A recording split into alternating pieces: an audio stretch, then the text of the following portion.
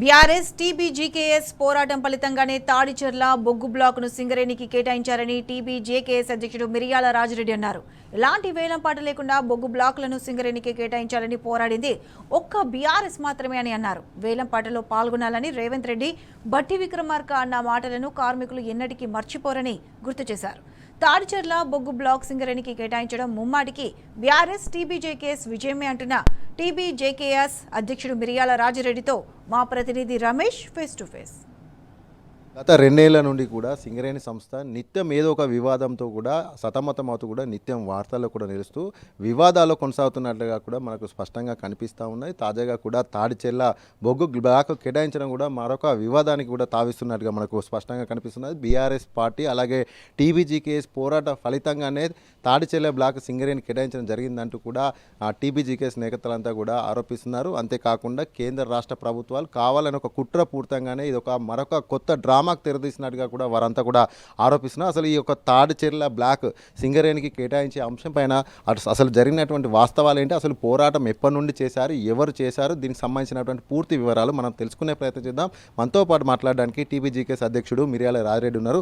మనం మాట్లాడి పూర్తి వివరాలు తెలుసుకుందాం. అన్న చెప్పండి, ఇప్పుడు ఒక కొత్త వివాదాస్పదంగా మారిందని చెప్పుకోవచ్చు. తాడిచెర్ల బ్లాక్ ఏదైతే ఉందో సింగరేణికి కేటాయించాలంటూ కూడా గత బీఆర్ఎస్ పార్టీతో పాటు టీబీజీకేఎస్ అనేక మార్లు కూడా పోరాటం చేసింది. కానీ ఆ క్రెడిట్ అంతా కూడా బీజేపీ పార్టీ సొంతం చేసుకునేటువంటి నేపథ్యం కనిపిస్తుంది అంటూ కూడా పెద్ద ఎత్తున కూడా ఆరోపణలు అయితే వెలువెత్తున్నాయి. అసలు ఈ యొక్క తాడిచెర్ల బ్లాక్ అసలు ఎప్పటి నుండి అంశం అనేది ప్రారంభమైంది, అసలు దానిపైన ఎవరు పోరాటం చేసి ఇది ఎవరి యొక్క విజయం అనుకోవచ్చు? సింగరేణిని కాపాడుకోవాలి, అభివృద్ధి పథంలో నిలపాలి, అనేక మందికి ఉద్యోగ అవకాశాలు ఇవ్వాలి, ఇది అతిపెద్ద సంస్థ తెలంగాణలో అనేటువంటిది గుర్తించినటువంటిది తెలంగాణ ఉద్యమంలో ఆ రోజు కేసీఆర్ గారు, బీఆర్ఎస్ పార్టీ. తెలంగాణ రాష్ట్రం వచ్చిన తర్వాత కూడా ముఖ్యమంత్రిగా రావడం వలన సింగరేణికి అనేక ప్రాధాన్యత ఇస్తూ అభివృద్ధి పథంలో నిలుపుతూ కొత్త బావులను తీసుకొస్తూ, అండర్గ్రౌండ్ బావులను తీసుకొస్తూ, ఓపెన్ కాస్ట్ ఎక్స్టెన్షన్లు తీసుకొస్తూ, జైపూర్ పవర్ ప్లాంట్ను స్పీడప్ చేసి ప్రొడక్షన్ వచ్చేటట్టుగా చేసుకుంటూ, అలాగే కార్మికులకు కూడా అనేక ఫెసిలిటీస్ కల్పిస్తూ, దేశంలో ఎక్కడా లేనటువంటి ఏ బొగ్గు శాఖలో ఎక్కడ కూడా కోల్ ఇండియాలో లేనటువంటి అవకాశాలు కల్పిస్తూ ఈ సంస్థను అభివృద్ధి పథంలో నిలిపి 70 మిలియన్ టన్నుల ప్రొడక్షన్ కూడా చేరుకున్నటువంటిది కూడా మనం చూసాం.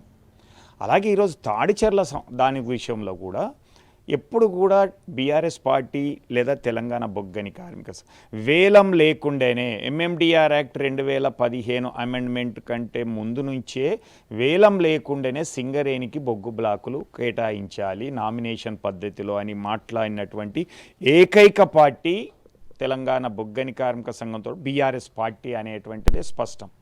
ఈరోజు 2021లో దీనికి వ్యతిరేకంగా సమ్మె కూడా చేసినటువంటిది కూడా చూసాము.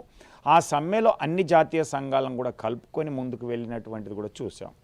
ఇక తాడిచెర్ల విషయానికి వచ్చినట్లయితే తాడిచెర్ల బ్లాక్ 2 అనేటువంటిది నేనంటే నేను అనేటువంటి గొప్పలు చెప్పుకునేటువంటి దాంట్లో ఎవరికి అర్హత లేదని తెలియజేస్తూ ఉంది తెలంగాణ బొగ్గని కార్మిక సంఘం.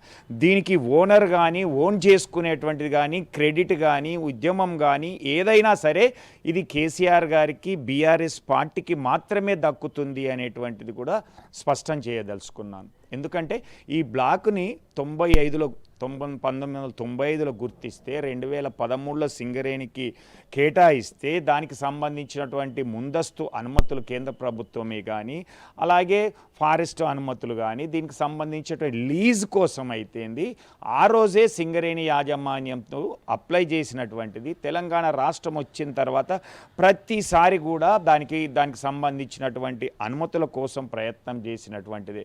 10 ఏళ్ల కాలం చేయడం కాకుండా ఈ మధ్య కాలంలో కూడా వచ్చినటువంటి సిఎండ్ఎండి జ్యోతి బుద్ధ ప్రకాష్ గారు కూడా మొన్న జరిగినటువంటి రివ్యూ మీటింగ్లో కూడా దీన్ని ప్రస్తావించినటువంటి సందర్భంలో దానిపైన నిర్ణయం తీసుకున్నటువంటిది ఈరోజు.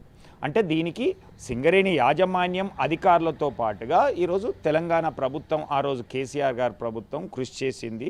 దీనికి ఓనర్షిప్ కానీ, దీనికి క్రెడిట్ అంతా కూడా బీఆర్ఎస్ పార్టీదే. ఈ విజయం వెనుక బీఆర్ఎస్ పార్టీ కన్సిస్టెంట్గా అంటే ప్రతి సంవత్సరం కూడా దీని అనుమతుల కోసం ప్రయత్నం చేసినటువంటిది ఉన్నటువంటిది బీఆర్ఎస్ ప్రభుత్వం, బీఆర్ఎస్ పార్టీ, అలాగే తెలంగాణ బొగ్గని కాంగ్రెస్. ఈరోజు కాంగ్రెస్ ప్రభుత్వం ఏదైతే ఎల్పిజి పాలసీ తీసుకొచ్చిందో, లేదా చంద్రబాబు నాయుడు కాంగ్రెస్ ఏదైతే ప్రైవేటీకరణకు అనుకూలంగా ఉన్నారో అలాంటి దాంట్లోనే ఎంఎండిఆర్ యాక్ట్ రావడం అయితేంది, కాంగ్రెస్ చేసినటువంటి క్యాప్టివ్ మైనింగ్లో కుంభకోణాలు అయితేంది, ఈరోజు బీజేపీ ప్రభుత్వం అయినాక కమర్షియల్ మైనింగ్ అయితేంది, ఇవి రెండు కూడా ఈరోజు సింగరేణికి నష్టం కలిగించేటియే.